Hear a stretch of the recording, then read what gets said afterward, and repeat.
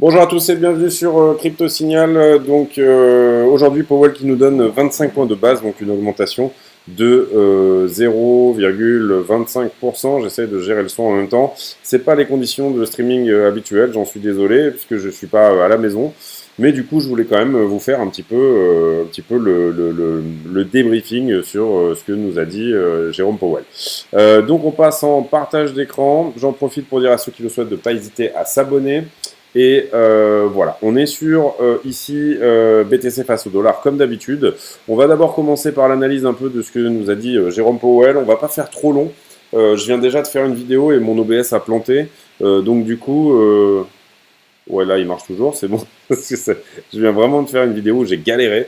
Donc voilà, donc on va pas faire trop long. Globalement, Powell arrive et il commence directement par les banques. Il dit la crise du système bancaire, pour moi, c'est quelque chose qui est en ce moment isolé. C'est un problème qui est isolé.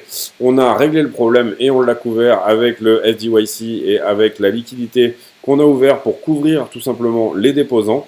Donc pour moi, ce problème-là, entre guillemets, il est réglé.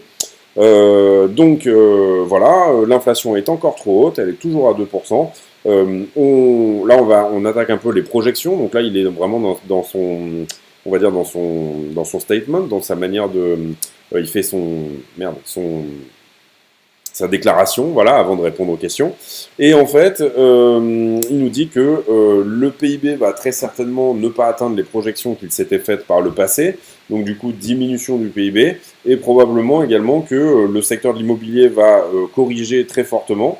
Donc il nous dit on sera dans des projections plus importantes en termes de non-croissance que ce qu'on avait donné avant, en tout cas dans notre modèle, ça se passe comme ça. Et puis, pour nous, le marché du travail est toujours trop fort, donc ça pose un vrai souci. Donc là, il nous montre des projections sur le chômage, les chiffres du chômage qui pourraient aller à 4,5%. Pour lui, ça ne serait pas du tout un problème. Donc vous le voyez, on avait avant une tolérance à 4,2, là il est à 4,5. Je pense que vraiment, il serait prêt à accepter 5% de chômage sans trop de problèmes. Et donc il dit on va continuer à augmenter les taux, 0,25 cette fois, et potentiellement continuer à diminuer la balance de la Fed, c'est-à-dire continuer à faire du quantitative tightening. Ce qu'il nous dit après derrière, c'est que d'une certaine manière, son analyse, c'est que, et c'est l'analyse de pas mal de membres du FOMC, c'est que la crise bancaire actuelle pourrait aider et pourrait permettre aux conditions financières de se resserrer encore plus. Et donc finalement, il y a une possibilité que les hausses de taux soient moins importantes grâce à cette crise du système bancaire. Donc c'est assez marrant, mais bon voilà. Mais en tout cas, il dit oui, les banques vont être maintenant un petit peu plus, elles vont faire plus attention, etc. Et donc du coup, elles peuvent restreindre l'accès au crédit pour restaurer leur cash, leur possibilité tout simplement d'avoir un bon cash flow. Et donc il dit ça peut peut-être nous aider à terme. Dans les projections, ensuite, il nous montre des projections où il nous montre potentiellement, en fait, c'est les projections des 7 membres de la Fed. Je vais mettre en pause et je vais vous trouver le graphe parce que j'ai fait une capture d'écran. Je galère, hein, du coup, c'est beaucoup moins fluide que d'habitude. J'en suis désolé. Voilà, donc la capture d'écran, c'est celle-ci. C'est tout simplement tous les membres de la Fed, donc les 7 membres qui donnent leurs projections de là où ils pensent que les taux vont finir. Donc là, vous avez 2023, 2024, 2025 et à terme plus important, on va dire le longer run, donc beaucoup plus loin. Et vous voyez qu'on a des taux terminaux qui se trouvent entre 5 et 6 pour lui. Et là, on va dire, c'est plutôt regroupé entre les différents membres de la Fed. Et puis derrière, en 2024, on ne baisse pas, si on commence à baisser probablement, mais en tout cas, sur l'année 2023 et toute la fin de l'année 2023, théoriquement, on termine à minima vers les 5,1. Donc c'est-à-dire que on termine l'année au-delà des niveaux même auxquels on est actuellement, puisque là, on est à 5%. Donc là, il faut bien comprendre que ça veut dire que Powell ne price pas du tout comme ce que price le marché. Le marché price plutôt pour une potentielle dernière hausse au prochain, voire pas de hausse en fait, c'est-à-dire qu'on est déjà arrivé au taux terminal, et ensuite tout de suite un pivot, je vais vous le montrer ici sur les projections de la Fed, où vous le voyez en termes de easing, etc., et de hike. on a potentiellement pas mal de monde qui pense qu'il va pivoter dès la fin, dès cet été en fait, qu'il va y avoir un pivot qui va se faire beaucoup plus rapidement que ce que lui le pense. Ça fait d'ailleurs partie d'une des questions qu'on lui pose et sur laquelle il botte en touche. Je vais vous l'expliquer après dans les questions. On a ce communiqué de la part de la Fed qui a été sorti à 19h aujourd'hui et puis ensuite à 19h30 on a la déclaration dont je suis en train de vous faire l'explication. Donc en gros, voilà. Après, on attaque les questions, c'est-à-dire il a montré ses projections, effectivement, de taux jusqu'en 2024. Donc là, vous comprenez que l'idée, ça voudrait dire rester à 5% tout 2023 et commencer à pivoter éventuellement en 2024. Vous comprenez que Powell ne peut pas vraiment dire au marché à quel moment il va pivoter, sinon ça casserait tout l'effet en fait. C'est-à-dire que Powell veut un petit peu casser les marchés également. Hein. Il veut pas que entre guillemets, il y ait une forme de spéculation qui est le petit rallye actuel sur les actions, enfin le dernier en tout cas, celui qui est en train de se calmer un petit peu, mais le petit rallye actuel est en train de gêner Powell quelque part d'une certaine manière. Ensuite, on attaque les questions, on lui dit, bon bah alors cette crise bancaire, vous pensez que le stress autour des banques est terminé? Il dit que pour lui, oui, ils ont fait le nécessaire et que le système bancaire est très fort aux États-Unis et très résilient. On lui pose là une nouvelle fois la question du taux final, et là il réitère cette idée que finalement la crise bancaire actuelle pourrait aider à ce que le taux final ne soit pas aussi haut que ce qu'il donne dans les projections. C'est pas vraiment ça qu'il dit, mais il sous-entend que cette crise bancaire pourrait avoir des conséquences de resserrement du crédit qui font qu'ils n'auraient peut-être pas forcément besoin de monter si haut que ça. Ensuite, on lui demande par rapport au risque de la contagion qu'il peut y avoir sur le système bancaire. Est-ce que la contagion pourrait à un moment donné se faire? Et là, il dit ça, c'est pas ma commission. J'ai donné le bébé de ce projet-là à Michael Barr, qui est le vice-président. Et c'est lui qui va monter l'enquête, etc. Donc je suis pas forcément au fait de ce dossier-là exactement. Mais en termes de risque de contagion, on va dire que je vous l'ai déjà dit, on est plutôt pas mal. Ensuite, on a l'idée de la désinflation. Est-ce qu'elle va continuer? C'est-à-dire, est-ce que la baisse de l'inflation va continuer ou pas? Et il dit oui, elle est toujours en cours. On voit vraiment que les chiffres sont de mieux en mieux, mais elle diminue moins vite que ce qu'on avait prévu. Et surtout, ce qui nous embête vraiment, c'est que tout le secteur qui n'est pas autour de l'hébergement, donc du housing, ne corrige pas. Et le housing, on le sait, fait 43% de l'index du CPI. Les 66% du reste, les services, etc., toutes ces choses-là, ne se calment pas. On est toujours en surchauffe de ce côté-là.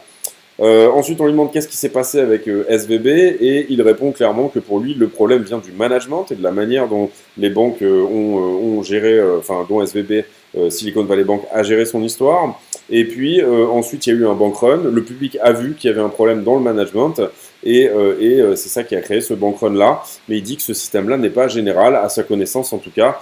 Ça n'est pas toutes les banques qui sont exposées comme ça à, entre guillemets, des problèmes de management assez forts. Donc là, on va dire que il jette un peu le bébé avec l'eau du bain en disant que Silicon Valley Bank, c'est pas sa faute. Et puis,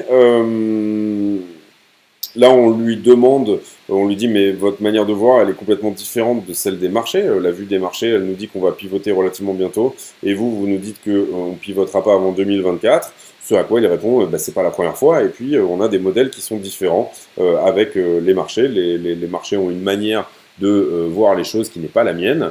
D'ailleurs, on va aller regarder en même temps quels sont du coup les stats pour le prochain, du coup. Hein. Donc le prochain, ça sera le 3 mai. Et là, vous voyez que sur le 3 mai, on est à 57% du marché qui pense qu'on ne va pas augmenter du tout, donc pour le 3 mai, et 42% du marché qui pense qu'on va faire un 0,5. Et donc du coup, il répond à ça, et puis ensuite, donc qu'est-ce qui s'est passé avec la vue des marchés, oui. Et du coup, ensuite, il réitère encore une fois cette idée que si le marché bancaire a vraiment des problèmes, ça peut aider la Fed dans sa lutte contre l'inflation. La troisième chose également, c'est qu'il dit que SVB est plus ou moins une banque à modèle unique, puisqu'elle était fortement basée sur la Fed. Et donc, du coup, il considère, on va dire, que c'est vraiment un problème qui est isolé, basé sur la tech, pardon, j'ai dit sur la Fed, basé sur la technologie, les banques technologiques. Et là, on lui demande si les banques régionales qui sont pour beaucoup basé sur l'immobilier, qui est un secteur en souffrance en ce moment, ne pourrait pas également présenter une forme de contagion et des souffrances de rentabilité et de modèle d'investissement. Ce à quoi il répond, je ne pense pas que ça soit le cas, les banques régionales pour moi sont solides. Bon bref, il refait encore une fois la même chose. Là, on lui demande est-ce que vous seriez prêt à avoir un audit externe qui évalue tout simplement ce que vous avez fait, pourquoi vous l'avez fait, etc. Mais également pourquoi ces banques-là ont des problèmes. C'est-à-dire qu'il y a effectivement une commission interne à la Fed qui va enquêter là-dessus. Et il dit oui, tout à fait. D'ailleurs, je pense que ça va être le cas. En général, quand une banque, on va dire, tombe en rade, comme ça a été le cas là, il y a une commission externe qui est également nommée. Donc, c'est tout à fait normal. Après, je passe sur les questions parce qu'elles n'ont pas forcément d'intérêt pour nous en ce qui nous concerne. Là, on lui dit est-ce que vous avez l'impression d'avoir les mains liées au niveau de la hausse des taux? Il dit non, pas du tout. Le problème bancaire, c'est le problème bancaire.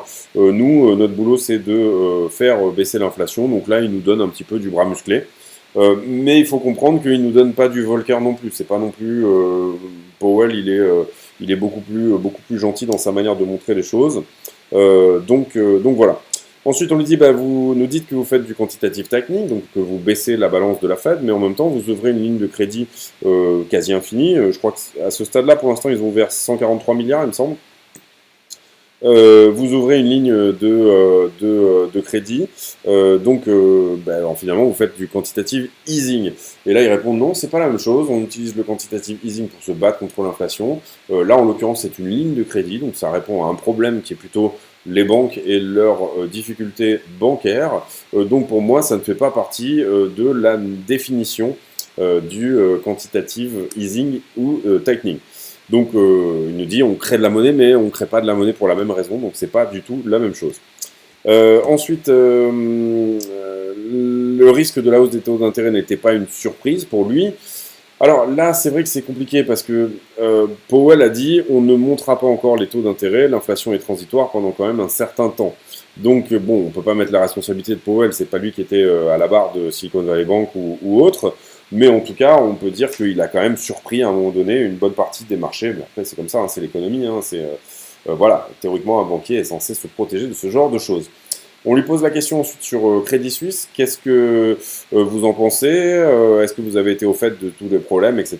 Il dit Crédit Suisse, pour moi, c'est un problème suisse. On a bien entendu travaillé quand même avec la BCE et avec la Banque centrale suisse pour régler ce problème et pour y apporter des solutions. Et ce problème est en train de se gérer tranquillement. Et à ma connaissance, ça se passe plutôt bien. Et dernière question, on lui demande est-ce qu'un soft landing est toujours possible, donc un atterrissage en douceur, on arrête l'inflation tout en évitant une récession. Il dit pour moi c'est trop tôt pour le dire, mais il a l'air un peu gêné par la question, il faut se l'avouer quand même. Et là il nous explique qu'il y a une différence entre les conditions financières et les conditions économiques, que parfois elles sont liées, parfois elles ne le sont pas, et que tout ça est relativement complexe. Allez, on passe sur le Bitcoin, on fait notre analyse, on va dire, de structure un peu habituelle. Alors, moi, j'avais toujours dit que si on aurait un 0,25, c'était une news qui était baissière. Pourquoi baissière? D'abord, on avait le sell de news, finalement, on avait une rumeur qui a été achetée par ici, où on s'est dit, on va avoir du 0,5. Et puis là, c'est évident qu'on a tous les gens qui avaient acheté dans le but de ce trade court terme là, qui sont en train de vendre la news, tout simplement. Et ça, c'est relativement normal, c'est relativement frais, c'est relativement normal de le montrer. Ce qu'on peut voir également, c'est que cette trend-là, en une heure, elle est perdue et on a une accélération au moment où on la perd. Donc ça, c'est plutôt propre. Pour le moment, on est en train d'attaquer la trend de 4 heures qui est en dessous, c'est-à-dire celle-ci, ici. Donc on va voir ici comment ça se passe dans cette zone. Pour moi, je pense qu'on peut aller sous les 24 000 sur ce mouvement-là, vraiment. Alors on aura certainement une réponse ou quelque chose qui se passe autour des 25,2 ici, puisque c'était vraiment un endroit où on avait galéré pour passer au-dessus. Donc c'est probablement un endroit qui devrait faire support. Donc voilà, moi je verrais bien, personnellement, après bon, pour l'instant c'est un peu tôt pour en parler, mais je verrais bien quelque chose comme ça, c'est-à-dire un rebond sur les 25,2, et ensuite on vient taper les 24, et peut-être pour moi en dessous.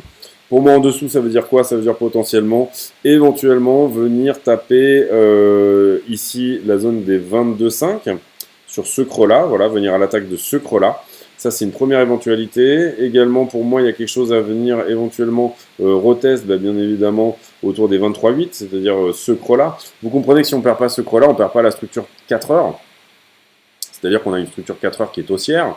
D'accord? Si là, on ne perd pas ce creux-là, on respecte encore ce qui se passe sur la 4 heures. La 4 heures reste haussière. Ok? C'est encore une fois ce que je dis assez souvent. c'est jouer la time frame, vos trades doivent se faire dans la bonne time frame. Ici, pour moi, déjà, d'une certaine manière, et moi j'ai ouvert ce short, alors je ne l'ai pas ouvert complètement en haut, je l'ai ouvert par ici, mais j'ai ouvert ce short et j'ai pris déjà un premier TP tout simplement à la perte déjà de la 1 heure. Parce que je ne savais pas ici si ce niveau-là, que vous voyez ici, pourrait ne pas tenir. Donc c'est déjà une première chose. Et comme je dis souvent, on va pas à la chasse aux papillons avec un M16 parce que ça n'a pas de sens, tout comme on ne fait pas du surf sur une raquette, tout comme on se lave pas les dents avec une pelle, il faut utiliser la bonne time frame, le bon outil pour le bon trade. Donc du coup là l'idée c'est pour le moment, pour moi à ce stade, peut-être préserver la 4 heures, c'est-à-dire un mouvement qui ne vient pas nécessairement remettre en cause la totalité du mouvement précédent. Et pour moi là du coup j'ai vraiment quelque chose, une attaque peut-être potentielle de ce creux là qui peut se faire pour venir taper un double bottom ou ce genre de choses. Je pense que les 25-2 pourraient tenir, hein, c'est tout à fait possible, mais je vois plutôt ce mouvement nettoyer à minima sur les 24 et peut-être même aller jusqu'au 22,5 encore une fois. Et si vraiment j'ai de la chance sur ce short, venir jouer avec les 21. Cela dit, il faudra prendre du TP partiel à chaque endroit. Alors après, éventuellement, si on fait un retracement aussi et qu'on a les confirmations dans des plus petites time frames que ça se passe bien, pourquoi pas rouvrir une position, renforcer les positions. Mais là, pour moi, à ce stade, voilà, on est déjà juste, pour l'instant, juste sur une toute petite mini correction. Vous le voyez, là, ça c'est rien. C'est assez incisif, hein, j'avoue que c'est assez propre. Ça coupe bien comme un... c'est un joli couperet, on va dire, mais pour le moment, voilà, on n'a aucune idée que ça ne va pas juste venir visiter ici les 25,2 et ensuite continuer encore une fois la trend de la 4 heures qui, elle, est haussière. En tout cas, on s'attendait à cette correction. Pour moi, ça ira en dessous des 25,2, mais j'en ai aucune certitude, donc bien évidemment, je reprendrai à nouveau du profit sur ce trade au niveau des 25,2 parce que c'est un niveau qui se paye tout simplement. Qu'est-ce que je voulais dire d'autre? Voilà pour BTC, on pourrait regarder Ethereum assez rapidement. Je regarde juste si ça enregistre toujours parce que je galère. J'ai vraiment fait une vidéo complète et l'enregistrement s'est arrêté en plein milieu. Ici, Ethereum. Alors, sur Ethereum, peut-être qu'on perd quelque chose à un peu plus long terme. En termes de structure, vous le voyez, en fait, ça avait déjà même un petit peu été le cas. Où on avait, mais elle était très agressive, cette trend là. On va se mettre sur le 4 heures pour le coup, pour voir comment est la structure. La structure est toujours haussière en 4 heures. Si on devait attaquer un niveau, ça serait le niveau des 1612, et on sait qu'il y a pas mal de liquidités dans cette zone des 1612 là. Et pour le moment, la différence d'Ethereum, c'est que Bitcoin, il a fait le mouvement où il a nettoyé sa liquidité en haut, et Ethereum ne l'a pas fait. Donc ça, c'est la grosse différence de structure. Vous voyez qu'Ethereum, il est d'ailleurs même plutôt en train de nous faire une sorte de structure un peu bullish, c'est-à-dire un flag, puisqu'on nettoie tous les stops des longueurs, mais on ne vient pas nettoyer tous les stops des shorters. Donc ce faisant, on en accumule quelques-uns. Voilà, ça n'empêche pas que pour moi, Ethereum devrait attaquer les 1006, en tout cas je le vois bien comme un niveau à venir attaquer. S'il vient attaquer plus bas, vous voyez qu'on avait délivré assez fort ici dans la zone des... On avait délivré assez fort jusqu'à la zone des 1487. Donc voilà, est-ce qu'on va donner naissance à ce flag? Encore une fois, je ne pense pas. Je vois plutôt quelque chose comme ceci pour le moment sur Ether, et puis ensuite on repart, et on va dire on préserve la structure daily, mais on perd plus ou moins le caractère de la 4 heures pendant un certain temps. Je ne suis pas sûr exactement que c'est ça qui va arriver. De toute façon, encore une fois, pour moi, ce trade est rentable. Donc du coup, voilà, j'ai aucun problème avec le fait qu'on parte désormais dans l'autre sens, puisque ce trade est 100% rentable.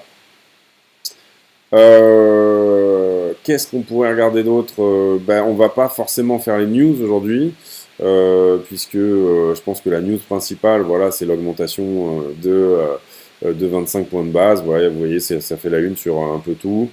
Donc voilà, on va passer là-dessus. On fera plus de news peut-être dans la journée de demain. Je crois qu'on a effectivement eu un joli rallye également sur XRP. Donc je voulais vous en parler aussi. Juste rapidement, mise à jour sur XRP, il faut quand même comprendre qu'on casse une trend de distribution qui est très vieille, c'est-à-dire que c'est celle depuis mai 2021 désormais. Vous le voyez ici, tout ça c'était une trend de distribution, et là on est potentiellement en train de la casser, je dis bien potentiellement. Donc du coup, voilà, je vous avais fait une vidéo où je vous avais montré ce triangle, et je vous avais donné des targets d'achat au moment où on le cassait. J'avais donné des targets d'achat plutôt dans cette zone. Je pense que c'est pas bête de tenter de payer ici la cassure de cette trend ou le retest ou ce genre de choses, parce que c'est quand même une trend qui est très vieille, donc du coup, quand on les casse, en général, ça veut dire que on peut à minima voilà, faire un joli mouvement derrière. Donc tous ces points-là, vous voyez, on avait malheureusement raté celui-là à peine rien, et finalement XRP ne nous a pas donné ce qu'on attendait, c'est-à-dire la continuation de structure, même si pour le moment, on va dire que la daily, elle était également plus ou moins en train de comprimer. Mais je pense que ici, peut-être que de venir payer la correction là sur XRP, c'est peut-être pas une mauvaise idée. Alors on a perdu la ligne de coup ici de ce mouvement du coup, donc on attaque ce creux là pour l'instant. Voilà, mais venir payer des niveaux entre les 0,40 et les 0,36 pour une première salve, hein, on va dire, si on veut vraiment rentrer. Moi, j'ai pas d'XRP, j'en ai pas pris depuis que il y avait eu le procès, etc. et tout ça. En fait, j'étais rentré sur XRP et je suis tout de suite sorti au moment où j'ai vu qu'il y avait tous ces problèmes-là. D'ailleurs, on avait une belle correction au moment où était sorti le procès. Et donc là, du coup, je recherche potentiellement une entrée au cas où. Le communiqué, on va pas le relire, mais globalement, bon, je vous ai bien expliqué, je pense, tout ce qui a été dit par Powell. Donc on passe à la liquidité. On a liquidé combien? 232 millions de dollars. 107 millions, donc la moitié, quasiment un peu moins sur Ether, et 46 millions sur Bitcoin, et 46 millions sur Ether. Au niveau des marchés en levier, je vous ai déjà fait les niveaux. En fait, on a liquidé ici deux niveaux en dessous, hein, si je vous montre. Voilà, les niveaux qui ont été pris, c'était ceux-là. Et globalement, c'est plutôt propre, c'est-à-dire qu'on a pris ce niveau ici au-dessus, les deux niveaux d'en bas, donc on a vraiment fait ce mouvement de liquidation dans les deux sens. Et après, pour moi, le funding ici est normal. Ce qui est intéressant, c'est qu'on passe dans du funding ici qui est négatif. Donc ça, c'est plutôt une bonne chose, on va dire. C'est-à-dire que la moitié du marché ici est short, la moitié est longue. Grosse perte, vous le voyez, hein, je vous l'avais dit, quand on touche en général le niveau du haut, eh bien, on a tendance à déleverager énormément. À chaque fois qu'on touche ici cette barre en haut en termes de nombre de contrats, donc d'open interest, on a tendance à faire une action de deleveraging. Et là, ça a été encore une fois plus que propre. C'est-à-dire qu'on a déjà perdu à ce stade quasiment un joli milliard. Voilà. Est-ce que ça va continuer à corriger? Pour moi, ça pourrait être le cas, sincèrement. Maintenant, trading, on est sûr de rien, hein. C'est pour ça qu'on se couvre, c'est pour ça qu'on minimise les risques, tout simplement. Là, je vous mets les niveaux en trétillé parce qu'ils sont vraiment pas énormes. On est vraiment ici dans le sens du funding au niveau de la trend, etc. Donc, aucun problème de ce côté-là, c'est plutôt propre. Et ensuite, sur Ether,